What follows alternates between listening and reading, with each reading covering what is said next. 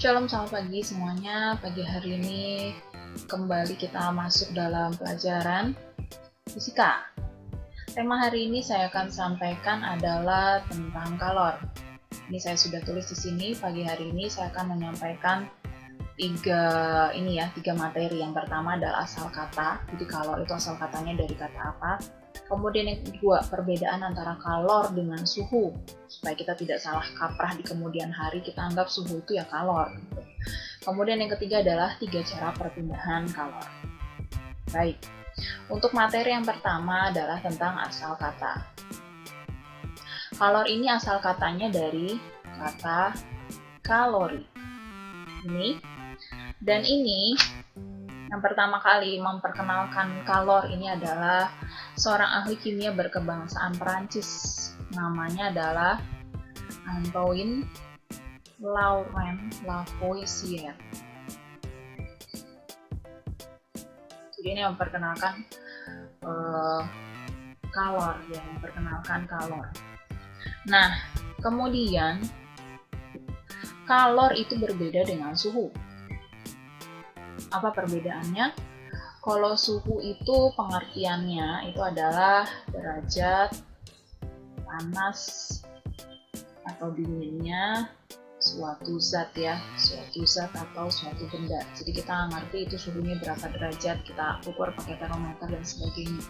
Kemudian kita tahu untuk suhu ini satuannya ada beberapa satuan ya. Yang biasanya kita ngerti adalah derajat Celcius. Kemudian ada lagi apa?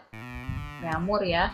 Setelah itu adalah Fahrenheit dan kemudian adalah Kelvin. Nah, dalam hal ini derajat Kelvin ini digunakan sebagai satuan suhu internasional. Kemudian apa perbedaannya dengan kalor?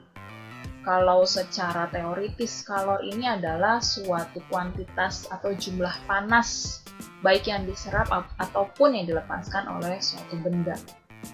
Atau dengan kata lain, kalor ini adalah energi panas. Bahasa Inggrisnya adalah heat. Ya.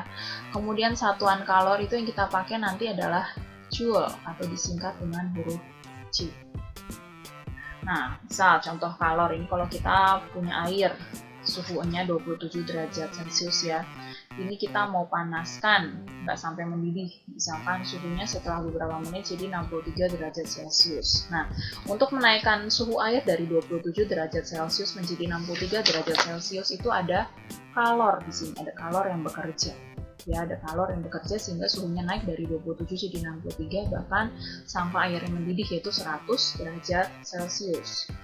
Dari contoh ini kita bisa tahu bahwa salah satu fungsi kalor itu adalah untuk menaikkan suhu. Jadi itu hubungan antara suhu dan kalor. Oke.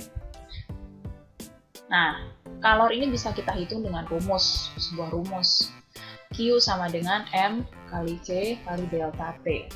Atau biasanya di SMP kalau kalian pernah belajar, itu ada guru-guru yang menerangkan Q sama dengan macet. Ya, ini jadi supaya cepat hafal rumusnya gitu.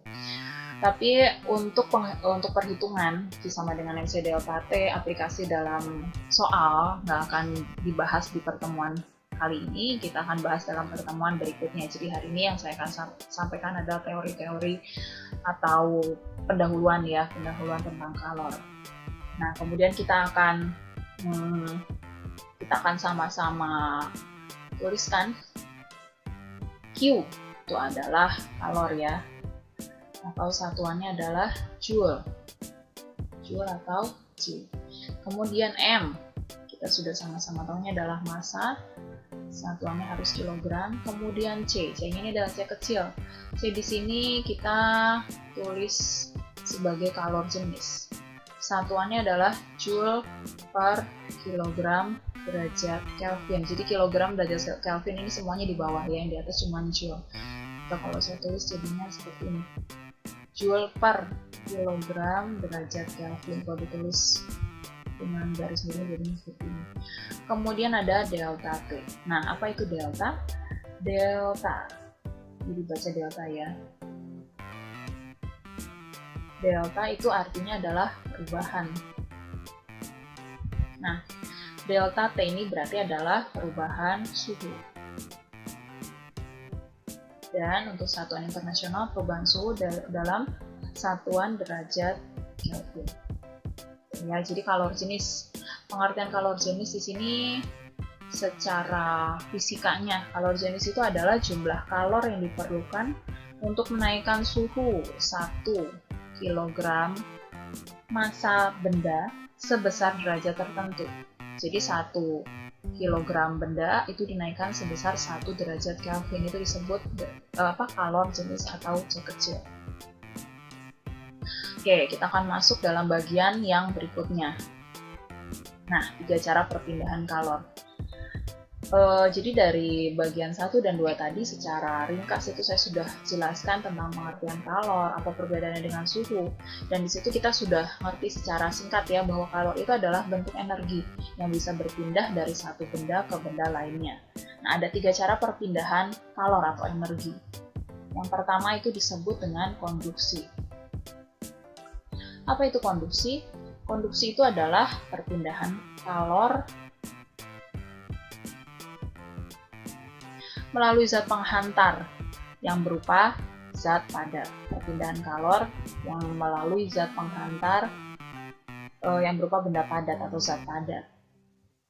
Ini saya mau ambil contoh di sini. Contohnya adalah pemanasan logam. Contoh, kalau kita di sini punya logam, ya logam besi lah gitu ya. Terus kita panaskan di sini. Panaskan di sebelah sini. Kemudian apa yang terjadi kalau kita panaskan?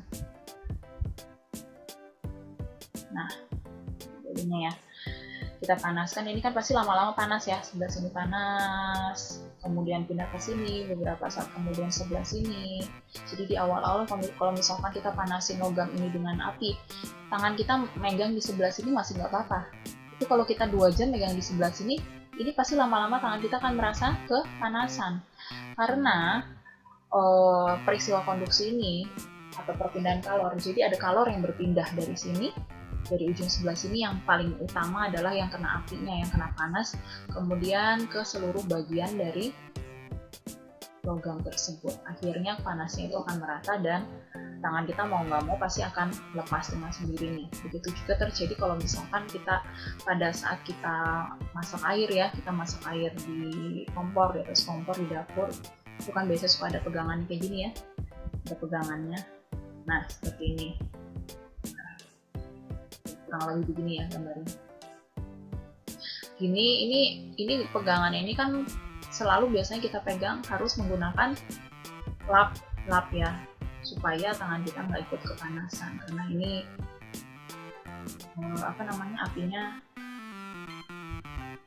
sudah memanasi selain air dan juga ininya panci ini. Itu yang pertama. Kemudian berikutnya adalah ini di konduksi ini ada benda-benda yang bisa menghantarkan benda dengan baik dan ada yang benda-benda yang bisa menghantarkan benda menghantarkan panas yang buruk. Yang pertama itu disebut konduktor. Jadi konduktor ini adalah benda-benda yang dapat menghantarkan kalor dengan baik. Contohnya bisa logam, kemudian emas, logam seperti tadi besi ya, dan sebagainya.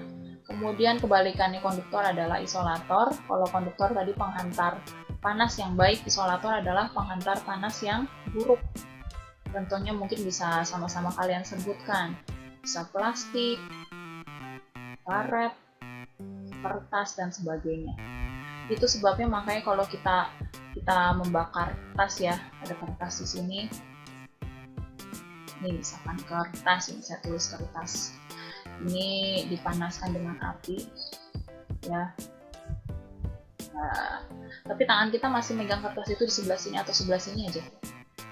Ya kita mau pegang berapa lama pun ini nggak akan kita nggak akan merasa kepanasan karena panas cuma ada di sini, kecuali jikalau sudah beberapa waktu ini kan kertas hangus semua ya pasti kalau kebakar ya, akhirnya sudah sampai sini sampai ujung, nggak mungkin kita akan pegang terus kan ya, pasti akan otomatis kita lepas begitu.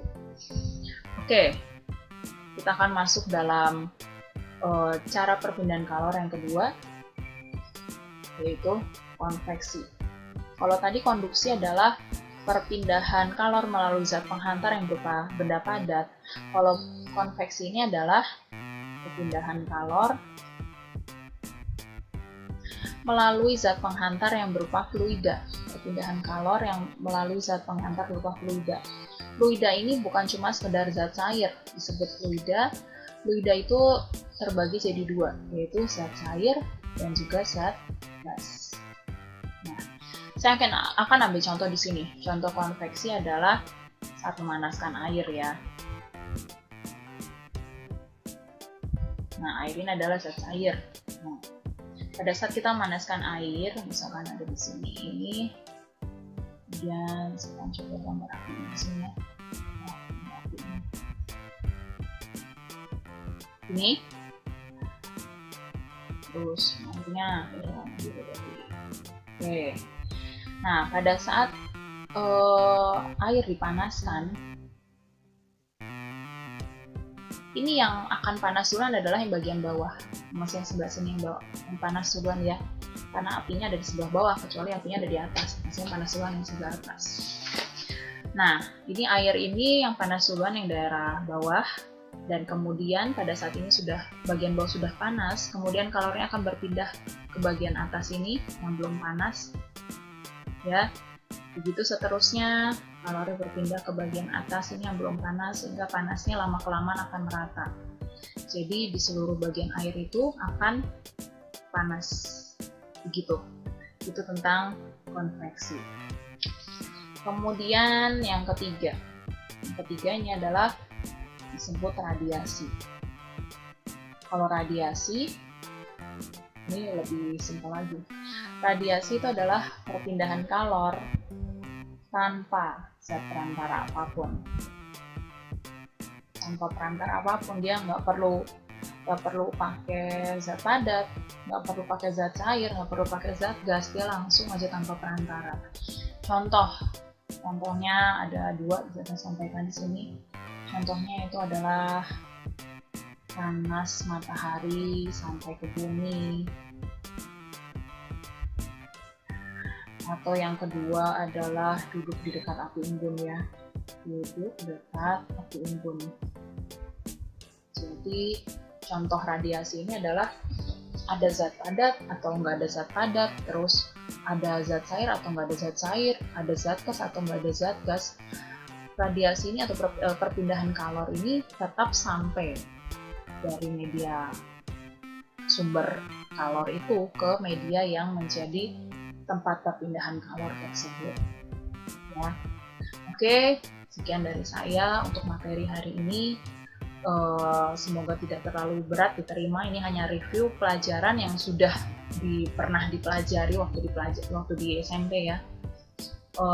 Setelah ini kalian akan saya bagikan materi tentang cara menghitung kalor, ada asas Black juga, tapi saya akan berusaha menyampaikan materi bagaimana caranya supaya kalian bisa mengerti dengan jelas tanpa saya harus menjelaskan lagi. Oke, itu aja yang bisa saya sampaikan. Selamat pagi, selamat belajar, Tuhan Yesus memberkati.